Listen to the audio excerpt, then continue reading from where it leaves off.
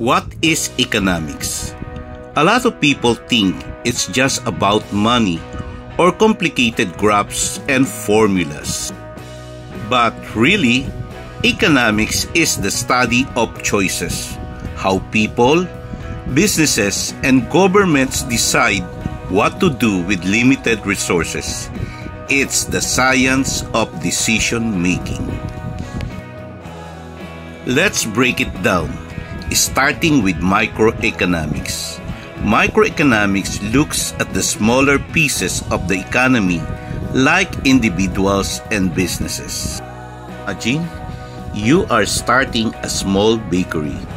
You have to make decisions about what to bake, how much to charge, and whether to hire helpers. These are microeconomic questions. Say you decide to raise your prices a little bit. Will customers still buy your cakes? If not, why? Maybe there are competitors nearby or your customers are students on a budget. That's you call demand and supply at a play. And what about costs? You need flour, sugar, rent, maybe even delivery drivers. That's your production costs. And you will need to figure out how to keep your prices competitive while still turning a profit. This, how people respond to price changes, how businesses compete, how resources are used, it's the classic microeconomics. Now, let's zoom out to macroeconomics. This looks at the big picture, entire economies, countries, and global systems. For example, have you ever wondered why sometimes jobs are easy to find and other times they're not? Or why interest rates change when the economy is unstable? That's what macroeconomics at work, studying things like unemployment, inflation, GDP growth, and government policy. Let's take a real-world example. During the COVID-19 pandemic, governments around the world introduced stimulus packages, basically spending lots of money to keep businesses and people afloat. These were fiscal policies. Central banks also lowered interest rates. That's monetary policy, to encourage people to borrow and spend. And what happens when inflation rises too fast, like we've seen in recent years? Central banks might increase interest rates to cool down the economy. All of these are macroeconomic tools used to manage the economy's overall health. But here's the key. Micro and macroeconomics are deeply connected. Take Lazada or Shopee as an example.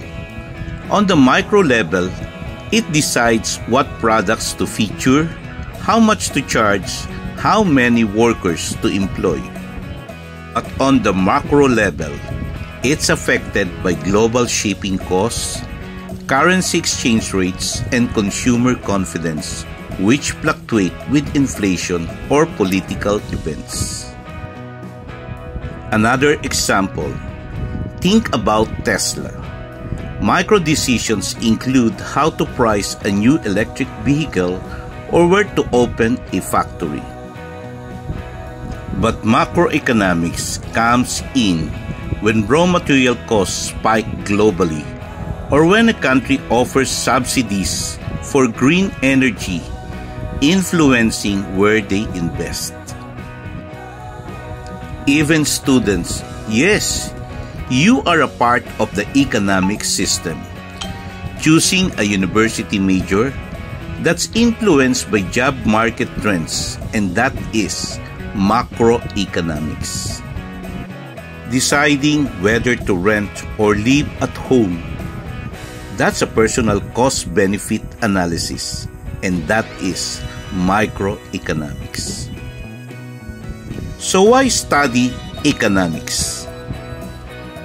Because it helps you understand the world more clearly. You will learn how markets work, why governments make the decisions they do, and how your own financial choices fit into a larger system. More than that, you will build critical thinking skills, learning to ask smart questions and evaluate trade-offs.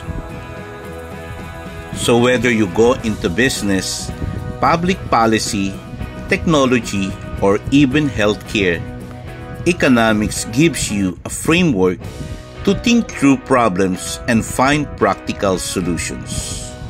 In short, economics is not just about money. It's about choices.